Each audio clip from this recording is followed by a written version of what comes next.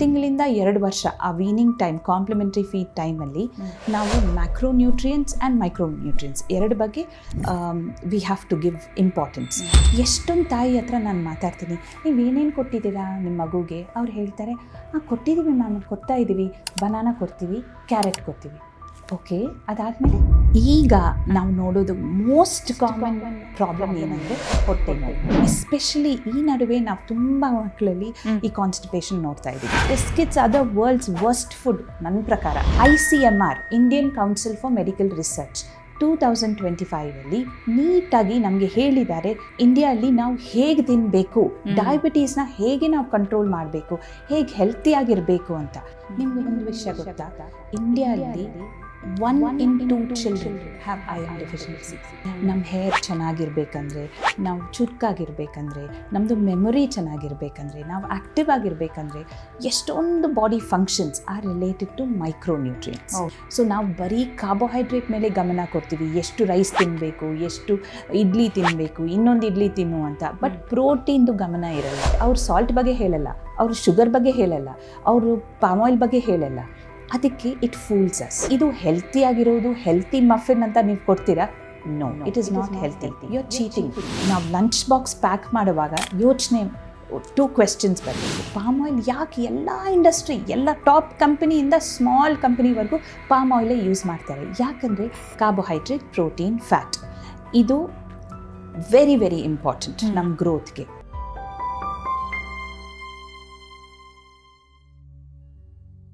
ವಿಜಯ ಕರ್ನಾಟಕ ವೀಕ್ಷಕರಿಗೆ ನಮಸ್ತೆ, ನಾನು ರಕ್ಷಾ ಕೋಟ್ಯಾನ್.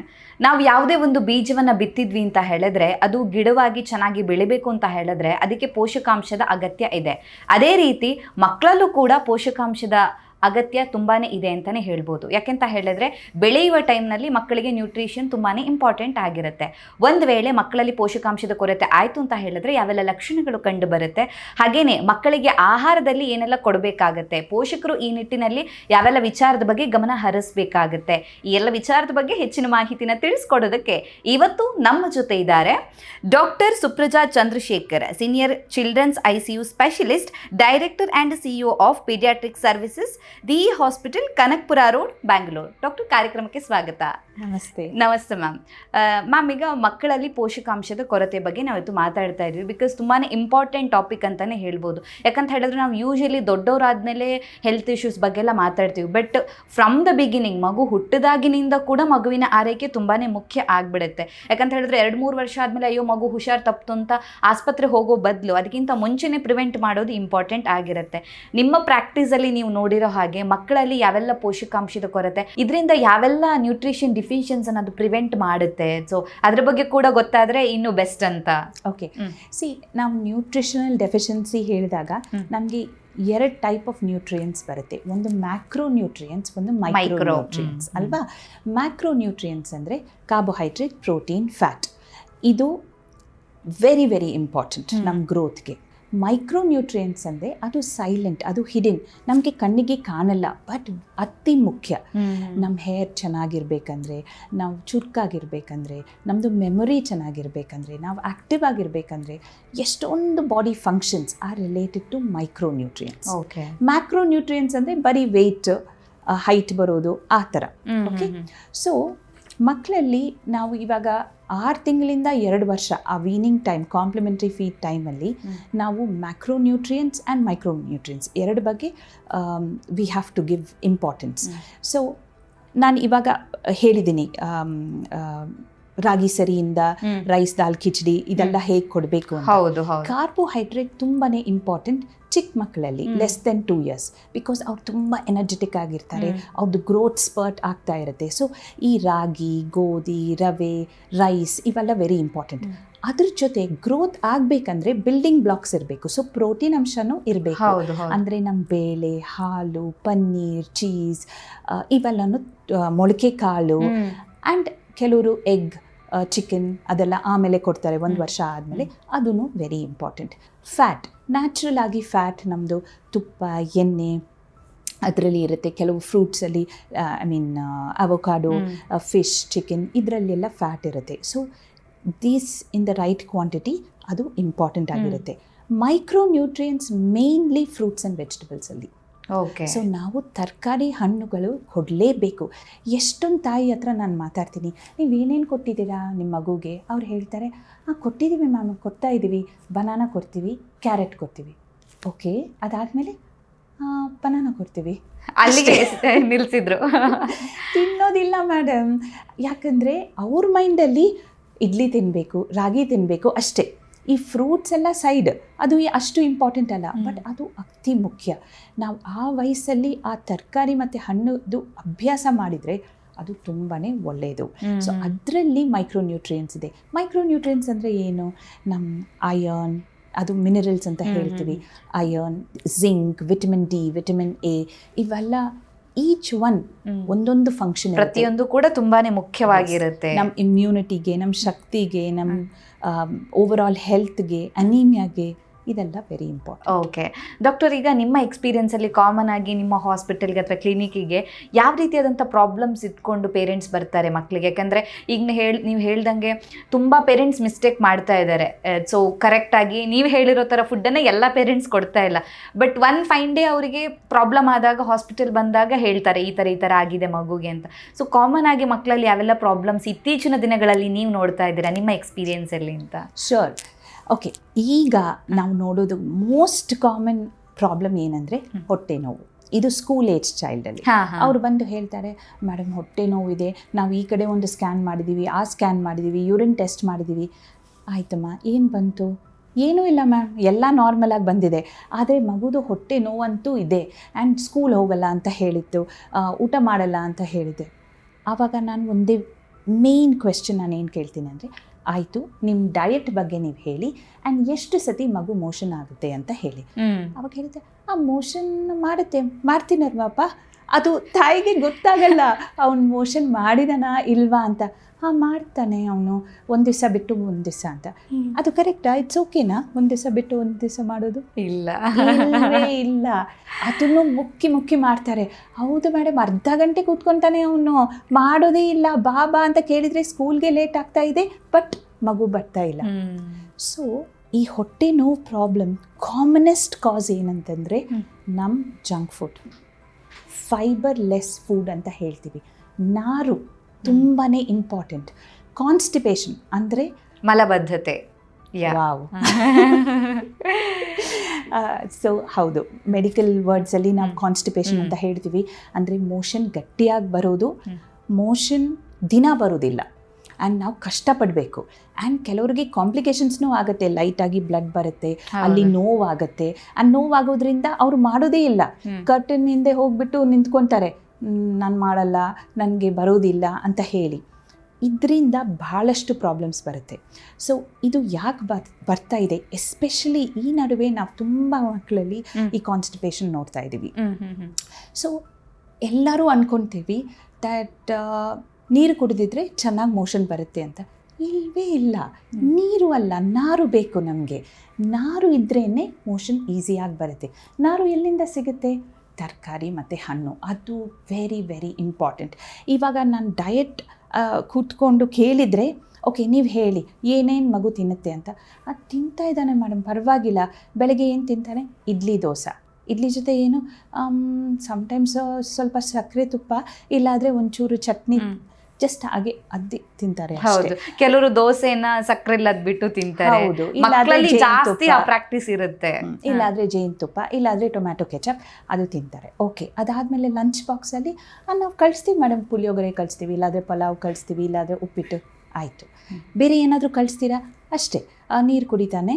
ಓಕೆ, ಸ್ಕೂಲಿಂದ ಬಂದಮೇಲೆ ನಾನಿರಲ್ಲ ಮೇಡಮ್, ಅವರು ಏನು ಮಾಡೋದು, ಈ ಚಿಪ್ಸು ಅದೆಲ್ಲ ಸ್ವಲ್ಪ ತಿಂದ್ಬಿಡ್ತಾನೆ, ಚಕ್ಲಿ ಎಲ್ಲ. ಓಕೆ, ಅದಾದಮೇಲೆ ಊಟಕ್ಕೆ ರಾತ್ರಿ ನಾವು ಅನ್ನ ಇರುತ್ತೆ, ಇಲ್ಲಾದರೆ ಚಪಾತಿ, ಇಲ್ಲಾದರೆ ಕೆಲವರು ಮುದ್ದೆ ಅಂತ ಹೇಳ್ತೀವಿ.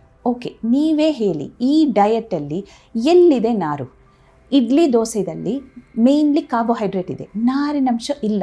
ನೀವು ಅದ್ರ ಜೊತೆ ಒಂದು ಬನಾನಾ ಬೆಳಗ್ಗೆ ತಿನ್ನಲೇಬೇಕು, ಇಲ್ಲಾದರೆ ಒಂದು ಆರೆಂಜ್, ಇಲ್ಲಾದರೆ ಫ್ರೂಟ್ ಸ್ಮೂದಿ ಅಂತ ಮಾಡಬೇಕು, ಇಲ್ಲಾದರೆ ಸ್ವಲ್ಪ ಸೌತೆಕಾಯಿ ಇರಬೇಕು. ನೆಕ್ಸ್ಟ್, ಸ್ಕೂಲ್ಗೆ ಯಾರು ಸೆಪ್ರೇಟಾಗಿ ತರಕಾರಿ ಇಲ್ಲ ಹಣ್ಣುಗಳು ಕಳಿಸಲ್ಲ. ಕೆಲವರು ಈಗ ತುಂಬ ಅವೇರ್ ಆಗಿದ್ದಾರೆ. ಸ್ನ್ಯಾಕ್ಸ್ ಬ್ರೇಕ್ಗೆ ಸ್ವಲ್ಪ ಕಳಿಸ್ತಾರೆ, ಅದು ಒಂಚೂರು ಇರುತ್ತೆ.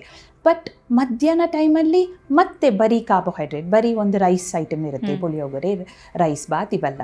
ಅದರಲ್ಲಿನೂ ತರಕಾರಿ ಒಂದು ಚೂರು ಇದೆ, ಅದು ಸೈಡಲ್ಲಿ ತಳ್ಬಿಟ್ಟು ಅವರು ರೈಸ್ ಮಾತ್ರ ತಿಂತಾರೆ. ಸೊ ಅಲ್ಲಿನೂ ಇಲ್ಲ. ಮತ್ತು ಸ್ಕೂಲಿಂದ ಬಂದಮೇಲೆ ಪ್ಯಾಕೆಟ್ ಫುಡ್. ನೀವು ಪ್ಯಾಕೆಟ್ ಫುಡ್ 1 ಬಿಸ್ಕೆಟ್ 2 ಬಿಸ್ಕೆಟ್ಸ್ ಇರಲಿ, biscuits are the world's worst food ನನ್ನ ಪ್ರಕಾರ ಮಕ್ಕಳಿಗೆ. ಬಿಕಾಸ್ ಅದರಲ್ಲಿ ಉಪ್ಪಿನಂಶ ಜಾಸ್ತಿ ಇದೆ, ಮೈದಾಯಿಂದ ಮಾಡಿದ್ದಾರೆ, ಶುಗರ್ನೂ ಜಾಸ್ತಿ ಇರುತ್ತೆ. Even in salt biscuits sugar ಜಾಸ್ತಿ ಇರುತ್ತೆ, ಅದು ನಮಗೆ ಗೊತ್ತಿರಲ್ಲ. ನಾನು ಈ ಫುಡ್ ಲೇಬಲ್ನ ಹೇಗೆ ಓದೋದು ಅದ್ರ ಬಗ್ಗೆ ನಾನು ಹೇಳ್ತೀನಿ ಆಮೇಲೆ. ಬಟ್ ಇದರಲ್ಲಿ ಫೈಬರ್ ತುಂಬಾ ಕಡಿಮೆ. ಆಮೇಲೆ ಹಾಲು ಕುಡಿತೀವಿ, ಹಾಲಲ್ಲಿ 0 ಫೈಬರ್ ಇದೆ. ಅದಾದಮೇಲೆ ಮತ್ತೆ ರಾತ್ರಿ. So ICMR, Indian Council for Medical Research, 2025 ನೀಟಾಗಿ ನಮಗೆ ಹೇಳಿದ್ದಾರೆ, ಒಂದು ಇಂಡಿಯಾದಲ್ಲಿ ನಾವು ಹೇಗೆ ತಿನ್ನಬೇಕು, ಡಯಾಬಿಟೀಸ್ನ ಹೇಗೆ ನಾವು ಕಂಟ್ರೋಲ್ ಮಾಡಬೇಕು, ಹೇಗೆ ಹೆಲ್ತಿಯಾಗಿರಬೇಕು ಅಂತ. ಅದರದ್ದು ಫಾರ್ಮ್ಯುಲಾ ತುಂಬಾ ಸಿಂಪಲ್. ನಮ್ಮ ಅರ್ಧ ತಟ್ಟೆ ಇಲ್ಲಾಂದರೆ ಅರ್ಧ ಲಂಚ್ ಬಾಕ್ಸ್ ಬರೀ ತರಕಾರಿ ಮತ್ತು ಹಣ್ಣು ಇರಬೇಕು. ಅದು ಗೊತ್ತಿದೆಯಾ ನಿಮಗೆ? ಹೌದು, ರೈನ್ಬೋ ಪ್ಲೇಟ್ಸ್ ಇರಬೇಕು ಹೇಳ್ತಾರೆ. ಕರೆಕ್ಟ್. ಆ ರೈನ್ಬೋ ಪ್ಲೇಟಲ್ಲಿ ಬರೀ ರೈನ್ಬೋ ಪಲಾವ್ ಅಲ್ಲ, ಅದರಲ್ಲಿ ಸೆಪ್ರೇಟ್ ಆಗಿ ತರಕಾರಿ ಆ್ಯಂಡ್ ಹಣ್ಣು ಇರಲೇಬೇಕು. ಆ್ಯಂಡ್ ಕಾಲು ಭಾಗ ಮಾತ್ರ ಧಾನ್ಯ. ಸೊ ನಮ್ಮ ಗ್ರೇನ್ಸ್ ಕಾಲು ಭಾಗ, ಇನ್ನು ಕಾಲು ಭಾಗ ನಮ್ಮ ಪ್ರೋಟೀನ್. ಆ್ಯಂಡ್ 1 ಕಪ್ ಚಿಕ್ಕದಾಗಿ ಮೊಸರು ಇಲ್ಲಾಂದರೆ ಹಾಲು. ಓಕೆ. ಸೊ ಈಗ ನೀವು ಸ್ಕೂಲ್ಗೆ ಲಂಚ್ ಬಾಕ್ಸ್ ಪ್ಯಾಕ್ ಮಾಡಬೇಕಂದ್ರೆ ರೈಸ್ ಬಾತ್ ಅಂತ ಹೇಳಿದ್ದೀರ, ಆಯಿತು, ಓಕೆ, ರೈಸ್ ಬಾತ್ ಪ್ಯಾಕ್ ಮಾಡಿ. ಬಟ್ ಅದು ಬರೀ ಕಾಲು ಭಾಗ ಇರಬೇಕಲ್ವಾ? ಸೊ ಆ ರೈಸಲ್ಲಿ ನೀವು ಪನ್ನೀರ್ ಹಾಕಿದರೆ, ಇಲ್ಲ ಚೆನ್ನ ಹಾಕಿದರೆ, ಬೇರೆ ಕಾಳು ಹಾಕಿದರೆ, ಮೊಳಕೆ ಕಾಳನ್ನು ಮಿಕ್ಸ್ ಮಾಡಿದರೆ ಅದರಲ್ಲಿ ಪ್ರೋಟೀನ್ ಆಲ್ರೆಡಿ ಮಿಕ್ಸ್ ಆಗಿರುತ್ತೆ. ಸೊ ಅದು ಒಂದು ಇರ್ಬೋದು. ಮತ್ತು ಒಂದು ಚಿಕ್ಕ ಬಟ್ಲಲ್ಲಿ ನೀವು ಮೊಳಕೆ ಕಾಳನ್ನು ಪ್ಯಾಕ್ ಮಾಡಬೇಕು. ಆ್ಯಂಡ್ ಏನಾದರೂ ಒಂದು ಸೌತೆಕಾಯಿ ಇರಲಿ, ವೆಜಿಟೇಬಲ್ ಸ್ಯಾಲೆಡ್ ಇರಲಿ, ಇಲ್ಲ ವೆಜಿಟೇಬಲನ್ನು ಚೆನ್ನಾಗಿ ಪ್ಯೂರಿ ಮಾಡಿಬಿಟ್ಟು ಮಿಕ್ಸ್ ಮಾಡಿಬಿಡಿ ರೈಸ್ ಮಾಡ್ತೀವಿ. ಆ್ಯಂಡ್ ಸೆಪ್ರೇಟ್ ಒಂದು ಹಣ್ಣು ಕಂಪಲ್ಸರಿ, ಅದು ಇರಲೇಬೇಕು.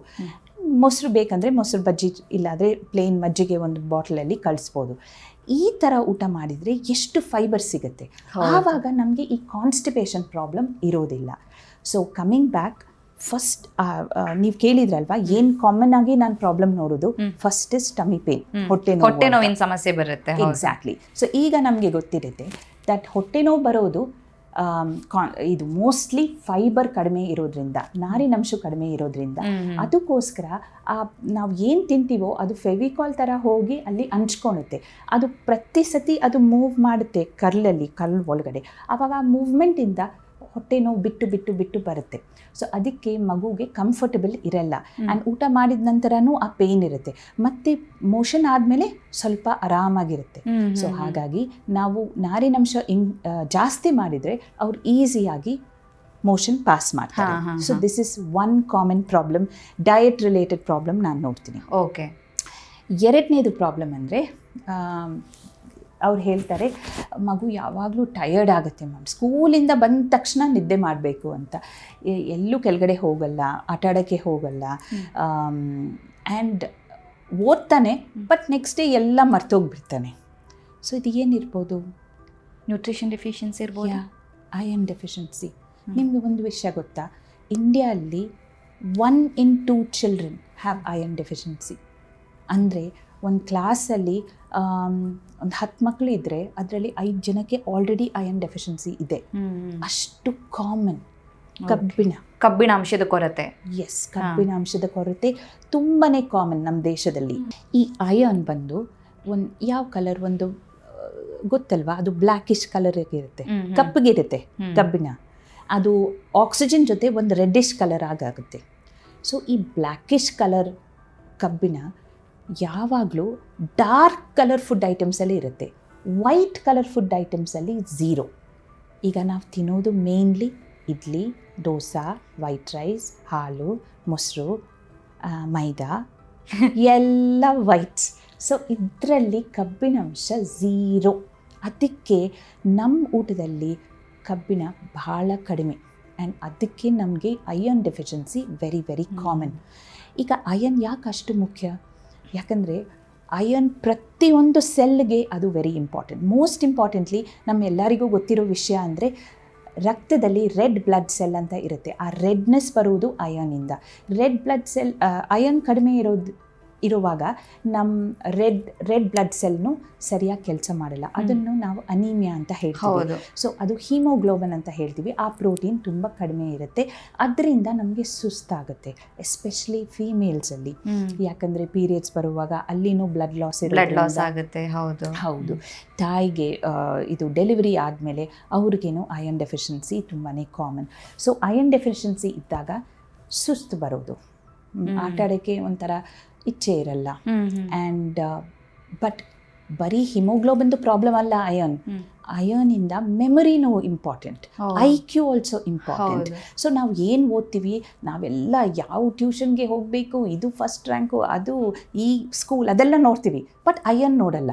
ಮೇನ್ ಅಯರ್ನ್ ಅಲ್ವಾ. ನಾವು ಎಷ್ಟಾದರೂ ಫಸ್ಟ್ ಕ್ಲಾಸ್ ಟ್ಯೂಷನ್ಗೆ ಹಾಕಿದ್ರೇನೋ ಅವನದು ಮೆಮರಿ ಬೆಳಿಬೇಕಲ್ವಾ, ಅವನು ಓದಿರೋದು ಅವನಿಗೆ ಗೊತ್ತಾಗಬೇಕಲ್ವಾ. ಅದಕ್ಕೆಲ್ಲ very important is iron. Next IQ ಡೆವಲಪ್ಮೆಂಟ್ಗೆ ಆಲ್ಸೋ. ಬೆಳೆಯೋ ಮಗುಗೆ ಅಯರ್ನ್ ಡೆಫಿಷಿಯನ್ಸಿ ಇದ್ದಾಗ ಚೆನ್ನಾಗಿ ಬೆಳವಣಿಗೆ ಆಗಲ್ಲ. ಆ ಟೈಮಲ್ಲಿ ಬ್ರೈನ್ ಅಷ್ಟು ಉತ್ತಮವಾಗಿ ಬೆಳೆಯೋ ಸಾಧ್ಯತೆ ಇಲ್ಲ. ನೆಕ್ಸ್ಟ್ ಸ್ಲೀಪ್ಗೇನು ಡಿಸ್ಟರ್ಬ್ ಆಗುತ್ತೆ, ಸರಿಯಾಗಿ ನಿದ್ದೆ ಮಾಡೋಕ್ಕಾಗಲ್ಲ, ತುಂಬ ರೆಸ್ಟ್ಲೆಸ್ ಆಗಿರ್ತಾರೆ, ಒದ್ದಾಡ್ತಾ ಇರ್ತಾರೆ. ಅದೂ ಅಯರ್ನ್ ಡೆಫಿಷಿಯನ್ಸಿ ಇರ್ಬೋದು. And immunity very common. Madam ಯಾವಾಗಲೂ ಕೆಮ್ಮು ನೆಗಡಿ ಬರ್ತಾ ಇರುತ್ತೆ, ಸುಸ್ತಿರ್ತಾನೆ, ಅಯರ್ನ್ ಡೆಫಿಷಿಯನ್ಸಿ. ಅದರಿಂದ ಇನ್ನೊಂದು ವಿಷಯ, ಈ ಜಂತುಳ ಬಂದು ಒಳಗಡೆ ನಮ್ಮ ಹೊಟ್ಟೆ ಕರ್ಲು ಒಳಗಡೆ ಕೂತ್ಕೊಳ್ಳುತ್ತೆ. ಜಂತುಳಂತ ಅಷ್ಟು ಏನು ಹೊಟ್ಟೆ ನೋವು ಬರಲ್ಲ, ಬಟ್ ಅದು ಅಯರ್ನ ತಿನ್ಬಿಡುತ್ತೆ. ಸೊ ಅದಕ್ಕೆ ಅಬ್ಸಾರ್ಪ್ಷನ್ ಕಡಿಮೆ ಆಗ್ಬಿಡುತ್ತೆ, ಅಯನ್ನೇ ಜಂತುಳ ತಗೊಳುತ್ತೆ. ಸೊ ನಮಗೆ ಅಯನ್ ಸಿಗಲ್ಲ, ನಾವು ತಿಂದದ್ದನ್ನ ಜಂತುಹುಳ ತಗೊಂಡ್ಬಿಡುತ್ತೆ. ಅದಕ್ಕೆ ಜಂತುಳನ್ನ ಕ್ಲಿಯರ್ ಮಾಡಬೇಕು. ಪ್ರತಿ 6 ತಿಂಗಳು ಅದು ಗೌರ್ಮೆಂಟ್ ಹೇಳಿದ ಪ್ರಕಾರ ನಾವು ಆಲ್ಬೆಂಡಜೋಲ್ ಅಂತ ಹಾಕಬೇಕು. So iron deficiency is the second common problem ನಾವು ನೋಡ್ತೀವಿ. ಓಕೆ. ಸೊ ಎಲ್ಲ ಪ್ರಾಬ್ಲಮ್ಸನ್ನು ನೀವು ಯೂಶಲಿ ನೋಡ್ತೀರಾ ನಿಮ್ಮ ಒಂದು ಎಕ್ಸ್ಪೀರಿಯನ್ಸಲ್ಲಿ ಅಥವಾ OPD ಅಲ್ಲಿ ಹೊರಗಡೆ ನೋಡೋದಾದ್ರೆ ಈ ಥರದ್ದೆಲ್ಲ ಪ್ರಾಬ್ಲಮ್ಸ್ ಬರುತ್ತೆ ಅಂತ. ಫಸ್ಟ್ ಇಸ್ ಫೈಬರ್ ಡೆಫಿಷಿಯನ್ಸಿ, ಅದು very common. Next iron deficiency. And ಮೂರನೇದು ತಾಯಿ ಬಂದು ಹೇಳ್ತಾರೆ, ಇಲ್ಲ ಪೇರೆಂಟ್ಸ್ ಬಂದು ಹೇಳ್ತಾರೆ, ಮಗುದು ಗ್ರೋತ್ ಸರಿಯಾಗಿ ಆಗ್ತಾ ಇಲ್ಲ, ತುಂಬ ಸಣ್ಣ ಇರ್ತಾನೆ. ಇನ್ನೊಂದು ವಿಷಯ ನಾನು ಮರ್ತೋಗ್ಬಿಟ್ಟಿದ್ದೀನಿ, ಅಯರ್ನಿಂದ ನಮ್ಮ ಅಪಿಟೈಟ್ ಕಡಿಮೆ ಆಗುತ್ತೆ, ಹಸಿವು ಕಡಿಮೆ ಆಗುತ್ತೆ. ಸೊ ಆಲ್ರೆಡಿ ಅವ್ರು ಸರಿಯಾಗಿ ತಿಂತಾ ಇಲ್ಲ, ಅದ್ರ ಮೇಲೆ ಕಬ್ಬಿಣಾಂಶ ಕಡಿಮೆ ಇದ್ದಾಗ ಇನ್ನೂ ಸರಿಯಾಗಿ ಊಟ ಮಾಡಲ್ಲ ಅವರು, ಅವ್ರಿಗೆ ಹಸುನೇ ಆಗಲ್ಲ. ಆ್ಯಂಡ್ ಬೇರೆ ಮಣ್ಣು ತಿನ್ನೋದು, ಚಾಕ್ ತಿನ್ನೋದು ಅದೆಲ್ಲ ಶುರು ಆಗುತ್ತೆ. ಸೊ ಯಾವಾಗಲೂ ಮಗು ಈ ಥರ ವಿಚಿತ್ರವಾದ ಚಾಕ್ ಎಲ್ಲ ತಿಂತಾ ಇದ್ರೆ ಅಯರ್ನ್ ಡೆಫಿಷಿಯನ್ಸಿ ಸಸ್ಪೆಕ್ಟ್, ಅದು ಸಿಂಪ್ಟಮ್ ಆಗಿರುತ್ತಲ್ವಾ ಮ್ಯಾಮ್? ಆ್ಯಂಡ್ ಪೀಡಿಯಾಟ್ರಿಷಿಯನ್ ಜೊತೆ ಡಿಸ್ಕಸ್ ಮಾಡಬೇಕು ಅದು. ಓಕೆ. ಸೊ ನಾನು ನೆಕ್ಸ್ಟ್ ಹೇಳ್ತಾ ಇದ್ದೆ, ನೆಕ್ಸ್ಟ್ ಗ್ರೋತ್ ಸರಿ ಇಲ್ಲ ಅಂದರೆ ಪ್ರೋಟೀನ್ ಡೆಫಿಷಿಯನ್ಸಿ ಇರ್ಬೋದು. ಪ್ರೋಟೀನ್ ಸಾಕಾಗ್ತಾ ಇಲ್ಲ ಮಗುಗೆ. ಸೊ ನಾವು ಬರೀ ಕಾರ್ಬೋಹೈಡ್ರೇಟ್ ಮೇಲೆ ಗಮನ ಕೊಡ್ತೀವಿ, ಎಷ್ಟು ರೈಸ್ ತಿನ್ನಬೇಕು, ಎಷ್ಟು ಇಡ್ಲಿ ತಿನ್ನಬೇಕು, ಇನ್ನೊಂದು ಇಡ್ಲಿ ತಿನ್ನು ಅಂತ. ಬಟ್ ಪ್ರೋಟೀನ್ದು ಗಮನ ಇರಲ್ಲ. ಸೊ ನಾವೇನು ಹೇಳಿದ್ದೀವಿ, ICMR ಚಾರ್ಟ್ ಪ್ರಕಾರ ನಾವು ಎಷ್ಟು ಧಾನ್ಯ ತಿಂತೀವಿ ಅಷ್ಟೇ ಪ್ರೋಟೀನ್ ಇರಬೇಕು. ಸೊ ಯಾವಾಗಲೂ ನಮಗೆ ನಾವು ಲಂಚ್ ಬಾಕ್ಸ್ ಪ್ಯಾಕ್ ಮಾಡುವಾಗ ಯೋಚನೆ 2 ಕ್ವೆಶ್ಚನ್ಸ್ ಬರಬೇಕು. ಫಸ್ಟ್, ಈ ಲಂಚ್ ಬಾಕ್ಸಲ್ಲಿ ಹಣ್ಣು ತರಕಾರಿ ಇದೆಯಾ? ಓಕೆ. ನೆಕ್ಸ್ಟ್, ನಮ್ಮ ಲಂಚ್ ಬಾಕ್ಸಲ್ಲಿ ಈ ಧಾನ್ಯ ಬಿಟ್ಟು ಪ್ರೋಟೀನ್ ಎಲ್ಲಿದೆ? ಈಗ ಪುಳಿಯೋಗರೆ ಪ್ಯಾಕ್ ಮಾಡಿದ್ದೀವಿ, ಪುಳಿಯೋಗರೆಯಲ್ಲಿ ರೈಸ್ ಇದೆ, ಸ್ವಲ್ಪ ಅದು ಪುಳಿಯೋಗರೆ ಮಸಾಲ ಇದೆ, ಒಂಚೂರು ಶೇಂಗಾ ಕಾಳು ಇರುತ್ತೆ, ಅದರಲ್ಲಿ ಒಂಚೂರು ಪ್ರೋಟೀನ್ ಇದೆ. ಬಟ್ ನಮ್ಗೆ ಎಷ್ಟು ರೈಸ್ ಇದೆಯೋ ಅಷ್ಟೇ ಪ್ರೋಟೀನ್ ಬೇಕಲ್ವಾ? ಸೊ ಎಲ್ಲಿಂದ ಸಿಗುತ್ತೆ? ಕಾಳು. ಸೊ ಮೊಳಕೆ ಕಾಳು ಪುಳಿಯೋಗರೆಯಲ್ಲಿ ಮಿಕ್ಸ್ ಮಾಡಿ, ಚೆನ್ನಾನ ಪುಳಿಯೋಗರೆಯಲ್ಲಿ ಮಿಕ್ಸ್ ಮಾಡಿ, ಇಲ್ಲಾಂದರೆ ಸೆಪ್ರೇಟಾಗಿ ಒಂದು ಬಟ್ಲಲ್ಲಿ ಇರಲಿ, ಇಲ್ಲ ಒಂದು ದಾಲ್ದು ಸೆಪ್ರೇಟ್ ಒಂದು ಬಾಕ್ಸ್ ಇಟ್ಕೊಳ್ಳಿ. ಬಟ್ ವಿತೌಟ್ ಪ್ರೋಟೀನ್ ನೀವು ಕಳ್ಸಂಗಿಲ್ಲ. ಸೊ ಬೆಳೆಯೋ ಮಕ್ಕಳಿಗೆ ಪ್ರೋಟೀನ್ ತುಂಬಾ ಮುಖ್ಯ ಆಗುತ್ತೆ. ಸೊ ಕಾರ್ಬೋಹೈಡ್ರೇಟ್ಸ್ ಅಂತೂ ಹೇಗಿದ್ರು ರೈಸಲ್ಲಿ ಇದ್ದೇ ಇರುತ್ತೆ, ಸಿಗುತ್ತೆ. ಬಟ್ ಪ್ರೋಟೀನ್ ಸಿಗೋದಿಲ್ಲ ಮಕ್ಕಳಿಗೆ, ಫೈಬರ್ಸ್ ಸಿಗೋದಿಲ್ಲ. ಸೊ ಲಂಚ್ ಬಾಕ್ಸ್ ಅಲ್ಲಿ ಕಾಮನ್ ಆಗಿ ಪೇರೆಂಟ್ಸ್ ಮಾಡೋಂಥ ಮಿಸ್ಟೇಕ್ಸ್ ಯಾವುದೆಲ್ಲ ಅನ್ನೋದನ್ನ ಹೇಳಿದ್ದೀರಾ. ನಾನು ನೋಡಿರೋ ಹಾಗೆ ಯೂಶಲಿ ಈಗ ನಮ್ಮ ರಿಲೇಟಿವ್ಸ್ ಅಲ್ಲೇ ನೋಡೋದಾದ್ರೆ, ಈಗ ಮಕ್ಕಳಿಗೆ ಲಂಚ್ ಬಾಕ್ಸ್ ಅಲ್ಲಿ ಓಕೆ ಇವತ್ತು ನನಗೆ ಕುಕ್ ಮಾಡಕ್ ಟೈಮ್ ಇಲ್ಲ ಅಂತ ಹೇಳಿದಾಗ ಬಿಸ್ಕೆಟ್ ಹಾಕೊಟ್ಬಿಡ್ತಾರೆ. ಅಂದ್ರೆ ಮಗುಗೆ ಏನೋ ಒಂದು ತಿನ್ಬೇಕು, ಮಗುಗೆ ಆ ಟೈಮಲ್ಲಿ ಎಲ್ಲಾ ಮಕ್ಕಳು ತಿನ್ಬೇಕಾದ್ರೆ ಆ ಮಗುನು ತಿನ್ಬೇಕು ಅನ್ನೋ ದೃಷ್ಟಿಯಿಂದ ಬಿಸ್ಕೆಟ್ ಹಾಕೊಡ್ತಾರೆ. ಸೊ ಬಿಸ್ಕೆಟನ್ನ ಯಾವುದೇ ಕಾರಣಕ್ಕೂ ಲಂಚ್ ಬಾಕ್ಸ್ ಅಲ್ಲಿ ಅಥವಾ ಮಾರ್ನಿಂಗ್ ಬ್ರೇಕ್ಫಾಸ್ಟ್ ಅಂತ ಮಗುಗೆ ಅಥವಾ 10 o'clock ಏನೋ ಒಂದು ಕೊಡಬೇಕು ಅಂತ ಕೊಡ್ಲೇಬಾರ್ದು ಅಂತ. ಯಾವುದೇ ಪ್ಯಾಕೇಜ್ಡ್ ಫುಡ್ ಇರಲಿ ಅದರಿಂದ ಬಹಳಷ್ಟು ಹಾನಿ ಆಗುತ್ತೆ. ಜಸ್ಟ್ ಒಂದು ಬನಾನಾ ಹಾಕಿ ಅದು ಮಚ್ ಬೆಟರ್. ಇಲ್ಲಾದರೆ ನಿಮ್ಮ ಮನೆಯಲ್ಲಿ ಯಾವಾಗಲೂ ಡ್ರೈ ಫ್ರೂಟ್ಸ್ ಇಟ್ಕೊಳ್ಳಿ, ಮಖಾನ, ಬಾದಾಮಿ, ಗೋಡಂಬಿ ಅದೆಲ್ಲ ಒಂಚೂರು ಮಿಕ್ಸ್ ಮಾಡಿಬಿಟ್ಟು ಕೊಟ್ಟಿದ್ರೆ ಸಾಕು. ಇಲ್ಲ ಅದ್ರದ್ದು ಒಂಥರ ಪೌಡರ್ ಮಾಡಿಬಿಟ್ಟು ಒಂದು ಸ್ನ್ಯಾಕ್ ಥರ ಇಲ್ಲ ಲಡ್ಡು ಥರ ಮಾಡ್ಬೋದು. That is fine. ಬಟ್ ಯಾವುದೇ ಕಾರಣಕ್ಕೆ ಈ ಬಿಸ್ಕೆಟ್ಸ್, ಚಿಪ್ಸ್, ಕುಕೀಸ್ ಇವಲ್ಲಿ ತುಂಬಾ ಸಕ್ಕರೆ, ಉಪ್ಪು, no fibre and chemicals. So problems ಜಾಸ್ತಿ. ನೀವು ಈ ಥರ ಹೇಳಬೇಕಾದ್ರೆ ನಂಗೆ ಒಂದು ಡೌಟ್ ಬಂತು ಮ್ಯಾಮ್. ಈಗ ಯಾರಾದರೂ ಸ್ವಲ್ಪ ಏಜ್ಡ್ ಇರೋರು ನೋಡಿದಾಗ ಅವ್ರು ಅನ್ಕೋತಾರೆ, ನಾವು ಸಣ್ಣವ್ರು ಇರ್ತಾ ನಾವು ಇದನ್ನೆಲ್ಲ ತಿಂದೇ ಇಲ್ಲ, ನಮಗೆ ಇಷ್ಟು ವೆರೈಟಿ ಆಫ್ ಫುಡ್ ಸಿಕ್ಕೇ ಇಲ್ಲ, ಯಾಕೆ ನಾವು ಇವಾಗ ಹೆಲ್ದಿ ಆಗಿಲ್ವಾ? ಒಂದು ಡೌಟ್ ಬರುತ್ತೆ ಮ್ಯಾಮ್. ಅಬ್ಸಲ್ಯೂಟ್ಲಿ, ಒಂದು ಡೌಟ್ ಅಲ್ಲ. ದಿನ ನಮ್ಮ ತಂದೆ ಇದೇ ಹೇಳ್ತಾರೆ ಮನೆಯಲ್ಲಿ, ನೀನು ಯಾಕೆ ಇಷ್ಟು ಹಿಂದೆ ಇದ್ದೀರಾ, ಅವ್ರ ಹಿಂದೆ ಇದು ಪ್ಯಾಕ್ ಮಾಡಬೇಕು, ಅದು ಪ್ಯಾಕ್ ಮಾಡಬೇಕು ಅಂತ, ನಾವೆಲ್ಲ ತಿಂದಿಲ್ವಾ, ನಿಮಗೆಲ್ಲ ಕೊಟ್ಟಿಲ್ವಾ ಅಂತ.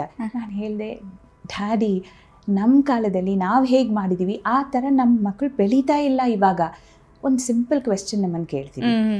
ಆ ಟೈಮಲ್ಲಿ ನಮಗೆ ಇಂಡಿಯನ್ ಟಾಯ್ಲೆಟ್ ಅಂತ ಇತ್ತು ಅಲ್ವಾ, ನಾವು ಅಲ್ಲಿ ಹೋಗಿ ಕೂತ್ಕೊತೀವಿ ಪ್ರತಿ ದಿವಸ. ಅಟ್ಲೀಸ್ಟ್ ಒಂದು 10 times ನಾವು ಸ್ಕ್ವಾಟ್ ಮಾಡ್ತೀವಿ. ಒಂದು ಸತಿನೂ ಇವಾಗ ಮಾಡೋಕ್ಕಾಗತ್ತಾ? ಮೊನ್ನೆ ಒಂದು ಮಗು ಬಂತು, ನಾನು ಏನೋ ಬೆನ್ನಲ್ಲಿ ನೋವಿದೆ ಅಂತ, ಓಕೆ ಟಚ್ ಯೋರ್ ಟೋಸ್ ಅಂತ ಹೇಳಿದ್ದೀನಿ. ಅದು ಮಗುಗೆ she couldn't touch the toes. ಅಷ್ಟು ಎಕ್ಸಸೈಸ್ನೂ ಬರ್ತಾ ಇಲ್ಲ ಇವಾಗ ಅವ್ರಿಗೆ. And so ಫ್ಲೆಕ್ಸಿಬಿಲಿಟಿ ಅನ್ನೋದು ಇಲ್ವೇ ಇಲ್ಲ ಬಾಡಿಯಲ್ಲಿ. No flexibility. ಫಿಸಿಕಲ್ ಆಕ್ಟಿವಿಟಿ ತುಂಬ ಕಡಿಮೆ.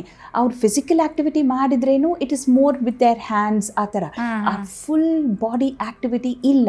ನಾವೆಲ್ಲ ಸ್ಕೂಲ್ ಹೋಗುವಾಗ we have to walk to the bus stand, ಅದೂ ಇಲ್ಲ. ಬಸ್ ಮನೆ ಮುಂದೆ ಬರುತ್ತೆ ಇವಾಗ. So everything is so automised, mechanised ಅಂತ ಹೇಳ್ಬೋದು. ಎಲ್ಲ ಒಂದು ಮಿಷಿನ್ ಮಾಡುತ್ತೆ, ಇಲ್ಲ ಬೇರೆ ಅವ್ರು ಮಾಡುತ್ತೆ. ನಾವು ಸ್ವಂತ ಮಾಡೋದು ಬಹಳ ಕಡಿಮೆ.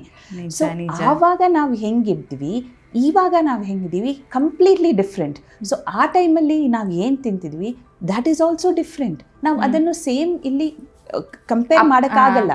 ಅಪ್ಲೈ ಮಾಡೋದಕ್ಕೆ ಆಗೋದಿಲ್ಲ, ಅಪ್ಲೈ ಮಾಡೋಕ್ಕೆ ಆಗಲ್ಲ ಡೆಫಿನೆಟ್ಲಿ. ಇವಾಗ ನನ್ನ ದೊಡ್ಡ ಮಗಳು ಇವಾಗ 2nd year MBBS ಅಲ್ಲಿದ್ದಾಳೆ. ಅವಳು ಏನಾದರೂ ಒಂಚೂರು ಲೇಟ್ ಇದ್ದರೆ, ಮಮ್ಮಿ ಆಟೋ ಬುಕ್ ಮಾಡಿ, ನಾನು ಆಟೋಲ್ಲಿ ಹೋಗ್ತೀನಿ ಅಂತ. ಅರೆ go to the metro station, walk ಅಂತ ಹೋಗಲಿಲ್ಲ, ಟೈಮ್ ಇಲ್ಲ, ಬೇಗ ಹೋಗಬೇಕು ಅಂತ. ಎಲ್ಲರೂ ಟೈಮ್ ಹಿಂದೆ ಇದ್ದೀವಿ. ಸೊ ಫಿಸಿಕಲ್ ಆ್ಯಕ್ಟಿವಿಟಿ ತುಂಬಾ ಕಡಿಮೆ. ಬಟ್ ನಮ್ಮ ಕಾಲದಲ್ಲಿ ಆ ಆಪ್ಷನ್ನೇ ಇರಲಿಲ್ಲ ಅಲ್ವಾ. ನಡಿಲೇಬೇಕಿತ್ತು. ಬ್ರೇಕ್ಫಾಸ್ಟ್ ಮಿಸ್ ಮಾಡಿಬಿಟ್ಟು ನಡೆಯೋದು ಬಿಡಿ, ಓಡ್ತಾ ಇರ್ತೀವಿ ಅಲ್ವಾ ಅವಾಗ. ಅದು ಇಲ್ಲ ಇವಾಗ. So how can we compare that food with now? Point 1. Point number 2, ನೀವೇ ಆ ಟೈಮಲ್ಲಿ ಫುಡ್ ಲೇಬಲ್ಸ್ ಅಂತ ನೋಡಿ. ಅದು 3 ingredients 4 ingredients ಇರ್ತಾ ಇತ್ತು. ಈಗ ಅದೇ ಫುಡ್ ಲೇಬಲ್, ಸೇಮ್ ಕಂಪನಿದು ಫುಡ್ ಲೇಬಲ್ ಇವಾಗ ನೋಡಿದರೆ ಅಟ್ಲೀಸ್ಟ್ 6 to 7 ingredients ಇರುತ್ತೆ. ಇದ್ರ ಬಗ್ಗೆ ನಾನು ಸ್ವಲ್ಪ ಮಾಹಿತಿ ಕೊಡ್ತೀನಿ. ಖಂಡಿತ ಮ್ಯಾಮ್. ಸೊ ಈಗ ನಾವು ಒಂದು ಬಿಸ್ಕೆಟ್ ಪ್ಯಾಕೆಟ್ ತೊಗೋತೀವಿ. ಫಸ್ಟ್ ಅದರಲ್ಲಿ ಓದ್ತೀವಿ, ಅದ್ರ ಹೆಲ್ತಿ ಡೈಜೆಸ್ಟಿವ್ ಬಿಸ್ಕೆಟ್ ಅಂತ ಬರೀತಾರೆ. ಸೊ ನಾವೇನು ಅಂದ್ಕೊತೀವಿ, ಓ ಚೆನ್ನಾಗಿದೆ ಅಲ್ವಾ, ಒಳ್ಳೆ ಕಂಪನಿ, ಹೆಲ್ತಿ ಡೈಜೆಸ್ಟಿವ್ ಬಿಸ್ಕೆಟ್, ಮಗುಗೆ ಒಳ್ಳೆಯದು, ಫೈಬರ್ ಸಿಗುತ್ತೆ, ಮೇಡಮ್ ಹೇಳಿದ್ರು ಫೈಬರ್ ಬೇಕು ಅಂತ. ನಾವು ಓಕೆ. ಆ್ಯಂಡ್ ಡಯಾಬಿಟೀಸ್ ಅವರು ಅಂದ್ಕೊತಾರೆ ಇದು ಒಳ್ಳೆಯದು, ಡಯಾಬಿಟೀಸ್ಗೆ ಫೈಬರ್ ಜಾಸ್ತಿ, ನಾವು ತಿಂತೀವಿ ಅಂತ. ಬಟ್ ಅದೇ ಪ್ಯಾಕೆಟ್ನ ನೀವು ಫ್ಲಿಪ್ ಮಾಡಿ, look at the back of the packet.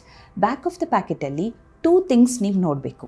First ಏನಂದರೆ ಇಂಗ್ರೀಡಿಯೆಂಟ್ ಲಿಸ್ಟ್ ಅಂತ ಒಂದಿರುತ್ತೆ. ಅದರಲ್ಲಿ ಏನಿದೆಯೋ ವೆಯ್ಟ್ ಪ್ರಕಾರ ಅದು ಬರೀತಾರೆ. ಅಂದರೆ ಏನೇನೆಲ್ಲ ಆ್ಯಡ್ ಮಾಡಿದ್ದಾರೆ ಅದಕ್ಕೆ ಇಲ್ಲ, ಏನಿದೆಯೋ ಎವ್ರಿಥಿಂಗ್ ಅದನ್ನು ಬರಿಬೇಕು ತೂಕ ಪ್ರಕಾರ.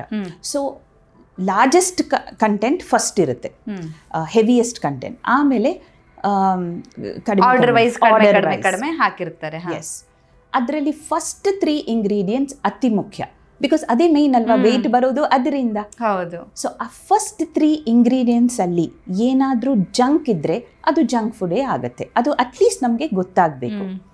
ಸೊ ಅದು first rule, look at the ingredient list. And ಅದರಲ್ಲಿ ಫಸ್ಟ್ 3 things ಅಲ್ಲಿ ಜಂಕ್ ಇದೆಯಾ ಇಲ್ವಾ ಅಂತ. ಜಂಕ್ ಅಂದರೆ ಏನು? 3S ಅಂತ ಹೇಳ್ತೀವಿ. First sugar. ನಾನು ಆಲ್ರೆಡಿ ಹೇಳಿದ್ದೀನಿ, ಶುಗರ್ ನಮಗೆ ಎಸ್ಪೆಷಲಿ ಇಂಡಿಯನ್ಸ್ಗೆ very very toxic. We should stay away. ಇದು ಆ್ಯಡೆಡ್ ಶುಗರ್. ಎರಡನೇದು salt. Because salt also kidney diseases, BP, hypertension ಎಲ್ಲ ಜಾಸ್ತಿ ಆಗ್ತಾ ಇದೆ. ಆ್ಯಂಡ್ ಸಾಲ್ಟ್ ಇಂದ ಮೆಟಬಾಲಿಕ್ ಸಿಂಡ್ರೋಮ್, ಒಬೇಸಿಟಿ, ನೀವು ಹೇಳಿದ್ರಲ್ವಾ ಬೊಜ್ಜುತನ, ಅದೂ ತುಂಬ ಜಾಸ್ತಿ ಆಗ್ತಾ ಇದೆ. ಸೊ ಸಾಲ್ಟ್ ಇರಬಾರ್ದು. ಆ್ಯಂಡ್ ಮೂರನೇದು ಸ್ಯಾಚುರೇಟೆಡ್ ಫ್ಯಾಟ್. ಸ್ಯಾಚುರೇಟೆಡ್ ಫ್ಯಾಟ್ ಅಂದರೆ ಕೆಟ್ಟದಾಗಿರೋದು ಕಬ್ಬಿನಾಂಶ, ಲೈಕ್ ಅಂದ್ರೆ ಅನ್ವಾಂಟೆಡ್, ಅದು ಬೇಡವಾಗಿರುವಂಥದ್ದು ಅಂತ. ಫ್ಯಾಟ್ಗೆ ಏನು ಹೇಳ್ತೀರಾ? ಕೊಬ್ಬು ಅಂತ ಹೇಳ್ತಾರೆ. ಕರೆಕ್ಟ್. ಓಕೆ, ಫ್ಯಾಟ್ ಅಂತ ಹೇಳ್ತೀವಿ, ಎಲ್ಲರಿಗೂ ಅರ್ಥ ಆಗುತ್ತೆ. ಹೌದು, ಅರ್ಥ ಆಗುತ್ತೆ. ಸೊ ಇದು ಸ್ಯಾಚುರೇಟೆಡ್ ಫ್ಯಾಟ್ ಏನಂದರೆ ತುಂಬ ಸ್ಟಿಕ್ಕಿ ಆಗಿರುತ್ತೆ, ಅದು ನಮ್ಮ ಬ್ಲಡ್ ವೆಸಲ್ಗೆ ಒಳ್ಳೆಯದಲ್ಲ, ಅದು ಹೋಗಿ ಸ್ಟಿಕ್ ಆಗುತ್ತೆ, ಅದರಿಂದನೇ ನಮಗೆ ಹಾರ್ಟ್ ಡಿಸೀಸು, ಸ್ಟ್ರೋಕು ಅದೆಲ್ಲ ಜಾಸ್ತಿ ಆಗುತ್ತೆ. ಸೊ ಈ 3S ಇರಬಾರ್ದು: salt, sugar and saturated fat. Saturated ಫ್ಯಾಟ್ದು ಇನ್ನೊಂದು ಹೆಸರು ಏನಂದರೆ ಪಾಮ್ ಆಯಿಲ್. ಇದು ನಿಮ್ಗೆ ಗೊತ್ತಿರೋ ವಿಷಯ. ಪಾಮ್ ಆಯಿಲ್ ಎಷ್ಟೊಂದು ಫುಡ್ ಐಟಮ್ಸಲ್ಲಿ ಇರುತ್ತೆ. ಯಾಕಂದರೆ ರಿಫೈನ್ಡ್ ಆಯಿಲ್, ಕೋಕೋನಟ್ ಆಯಿಲ್ ಅದೆಲ್ಲ ಬೇರೆ ಟೈಪ್ ಆಫ್ ಆಯಿಲ್. ನಾವು ಮನೆಯಲ್ಲಿ ಯೂಸ್ ಮಾಡೋ ಎಣ್ಣೆ ರಿಫೈನ್ಡ್ ಆಯಿಲ್ ಇರುತ್ತೆ, ಪಾಮ್ ಆಯಿಲ್ ನಾವು ಯೂಸ್ ಮಾಡಲ್ಲ. ಬಟ್ ಪಾಮ್ ಆಯಿಲ್ ಯಾಕೆ ಎಲ್ಲ ಇಂಡಸ್ಟ್ರಿ, ಎಲ್ಲ ಟಾಪ್ ಕಂಪನಿಯಿಂದ ಸ್ಮಾಲ್ ಕಂಪನಿವರೆಗೂ ಪಾಮ್ ಆಯಿಲೇ ಯೂಸ್ ಮಾಡ್ತಾರೆ? ಯಾಕಂದರೆ ಅದರಲ್ಲಿ ಸ್ಮೆಲ್ ಇಲ್ಲ, ಅದ್ರದ್ದು ಟೆಕ್ಸ್ಚರ್ ತುಂಬ ಸ್ಮೂತಾಗಿರುತ್ತೆ, ತುಂಬ ಚೀಪ್. ಅದು ಇಂಡಿಯಾಲಿ ಈಸಿಯಾಗಿ ನಾವು ಯೂಸ್ ಮಾಡ್ತೀವಿ. ಎಕ್ಸಾಕ್ಟ್ಲಿ. But very bad. ಯಾಕಂದರೆ 50% ಅದರಲ್ಲಿ ಬರೀ ಈ ಬ್ಯಾಡ್ ಫ್ಯಾಟ್ ಇರುತ್ತೆ, ಸ್ಯಾಚುರೇಟೆಡ್ ಫ್ಯಾಟ್ ಇರುತ್ತೆ. ನಮ್ಮ ಪ್ರತಿಯೊಂದು ಐಸ್ ಕ್ರೀಮಲ್ಲಿ, ಕ್ರೀಮ್ ಬಿಸ್ಕೆಟಲ್ಲಿ, ಚಿಪ್ಸ್, ಬಿಸ್ಕೆಟ್ಸ್ ಎಲ್ಲದರಲ್ಲಿ ಅವರು ಎಡಿಬಲ್ ಆಯಿಲ್ಸ್ ಇನ್ ಬ್ರ್ಯಾಕೆಟಲ್ಲಿ ಪಾಮ್ ಆಯಿಲ್ ಅಂತ ಬರೀತಾರೆ. ಸೊ ಅದು ಸ್ಯಾಚುರೇಟೆಡ್ ಫ್ಯಾಟ್. ಸೊ ಈ 3 ಐಟಮ್ಸ್ ಏನಾದರೂ ಇದ್ದರೆ ಆ ಇಂಗ್ರೀಡಿಯೆಂಟ್, ಫಸ್ಟ್ 3 ಇಂಗ್ರೀಡಿಯೆಂಟ್ಸಲ್ಲಿ ಅದು ಜಂಕ್ ಫುಡ್ ಅಂತ ಹೇಳ್ತೀವಿ. ನೆಕ್ಸ್ಟ್ ನಾವು ನೋಡಬೇಕು, ಇನ್ನೊಂದು ಲಿಸ್ಟ್ ಅಂತ ಇರುತ್ತೆ, ಟೇಬಲ್. ಆ ಟೇಬಲಲ್ಲಿ ರೆಕಮೆಂಡೆಡ್ ಡೈಲಿ ಅಲೌನ್ಸ್ ಅಂದರೆ ಯಾವ್ಯಾವ್ದು ಅಂಶ ಇದೆ, like iron, sugar, carbohydrate, protein, fibre, ಅದು ಎಷ್ಟು ನಾವು ತಿನ್ನಬೇಕು ದಿನ, ಅದರಲ್ಲಿ ಎಷ್ಟು ಪರ್ಸೆಂಟೇಜ್ ಇದೆ ಅಂತ. ಅದು ಸ್ವಲ್ಪ ಕಾಂಪ್ಲಿಕೇಟೆಡ್, ನಿಮಗೆ ಪರವಾಗಿಲ್ಲ, ಅದು ಜಸ್ಟ್ ನೋಡ್ಕೊಳ್ಳಿ. ಅಟ್ಲೀಸ್ಟ್ ಅದರಲ್ಲಿ ಶುಗರ್ ಮತ್ತು ಸಾಲ್ಟ್ ನೀವೇ ನೋಡ್ತೀರ 50%ಗಿಂತ ಮೇಲೆ ಇದ್ದರೆ ಅದು ತುಂಬ it's not very good. But ಆ ಇಂಗ್ರೀಡಿಯೆಂಟ್ ಲಿಸ್ಟ್ ಅಲ್ಲಿ sugar, salt and saturated fat. For example, ಈ ಡೈಜೆಸ್ಟಿವ್ ಬಿಸ್ಕೆಟಲ್ಲಿ ಫಸ್ಟ್ 3 ಇಂಗ್ರೀಡಿಯೆಂಟ್ಸಲ್ಲಿ ಡೆಫಿನೆಟ್ಲಿ ಪಾಮ್ ಆಯಿಲ್ ಇರುತ್ತೆ ಆ್ಯಂಡ್ ಶುಗರ್ ಇರುತ್ತೆ. ಬಟ್ ಔಟ್ಸೈಡ್ ಅವ್ರು ಬರೀತಾರೆ digestive biscuits very good high fibre ಅಂತ. ಫೈಬರ್ ಇದೆ, ಓಕೆ, ಒಪ್ಕೊಳ್ತೀವಿ. ಬಟ್ ಅವ್ರು ಸಾಲ್ಟ್ ಬಗ್ಗೆ ಹೇಳಲ್ಲ, ಅವರು ಶುಗರ್ ಬಗ್ಗೆ ಹೇಳಲ್ಲ, ಅವರು ಪಾಮ್ ಆಯಿಲ್ ಬಗ್ಗೆ ಹೇಳಲ್ಲ. ಅದಕ್ಕೆ it fools us. That is why ಇವಾಗ ನಾವೆಲ್ಲ ಸ್ವಲ್ಪ ಅವೇರ್ ಆಗಬೇಕು. ನಾವು ಫುಡ್ ಲೇಬಲ್ಸ್ ಅಂತ ನೋಡಬೇಕು. ಓಕೆ, ನೀವು ತಿನ್ನಬಾರ್ದು ಅಂತ ಇಲ್ಲ, ಬಟ್ ನೀವು ಏನು ತಿಂತಾ ಇದ್ದೀರಾ ಅದು ಗೊತ್ತಾಗಬೇಕು, ಅದ್ರ ಬಗ್ಗೆ ಗಮನ ಇರಲೇಬೇಕಾಗುತ್ತೆ. ಹೌದು. Okay, once in a while, ವಾರಕ್ಕೆ ಒಂದ್ಸತಿ ನಾವು ತಿನ್ಬೋದು, ಯಾವುದೇ ಜಂಕ್ ಫುಡ್ ಇರಲಿ. ಇಂಡಿಯನ್ ಅಕಾಡೆಮಿ ಆಫ್ ಪೀಡಿಯಾಟ್ರಿಕ್ಸ್ ಪ್ರಕಾರ ವಾರದಲ್ಲಿ ಒಂದ್ಸತಿ ನಾವು ತಿನ್ಬೋದು. ಓಕೆ, ನಿಮ್ಮ ಮಗುಗೆ ಚಿಪ್ಸ್ ಇಷ್ಟನಾ, ಕಪ್ ಕೇಕ್ ಇಷ್ಟ, ಓಕೆ, ವಾರಕ್ಕೆ ಒಂದ್ಸತಿ ನೀವು ಕೊಡ್ಬೋದು. ಬಟ್ ಇದು ಹೆಲ್ತಿ ಆಗಿರೋದು, ಹೆಲ್ತಿ ಮಫಿನ್ ಅಂತ ನೀವು ಕೊಡ್ತೀರಾ? No, it is not healthy, you are cheating. Okay, thank you ma'am, thank you so much. ನಮ್ಮ ಇವತ್ತಿನ ಕಾರ್ಯಕ್ರಮದಲ್ಲಿ ಮಕ್ಕಳ ಆರೋಗ್ಯದ ಬಗ್ಗೆ ಹೇಗಿರಬೇಕು ಅನ್ನೋ ಒಂದು ಕಂಪ್ಲೀಟ್ ಆಗಿರುವಂಥ ಒಂದು ಫುಲ್ ಪ್ಯಾಕೇಜ್ ಇನ್ಫಾರ್ಮೇಷನನ್ನು ನಮ್ಮ ಪೇರೆಂಟ್ಸಿಗೆ ಕೊಟ್ಟಿದ್ದೀರಾ ಅಂತ ಹೇಳ್ಬೋದು. ಸೊ ತುಂಬ ಸರಳವಾಗಿ ಹೇಳಿದ್ದೀರಾ, ಲೈಕ್ ಅರ್ಥ ಆಗೋ ರೀತಿಯಲ್ಲಿ. ಅಂದರೆ ಯೂಶಲಿ ಲೈಕ್ ಡಾಕ್ಟರ್ಸ್ ಅಂದ ತಕ್ಷಣ ಅವ್ರ ಭಾಷೆ ಕೆಲವರಿಗೆ ಅರ್ಥ ಆಗಲ್ಲ ಅನ್ನೋ ಥರ ಇರುತ್ತೆ.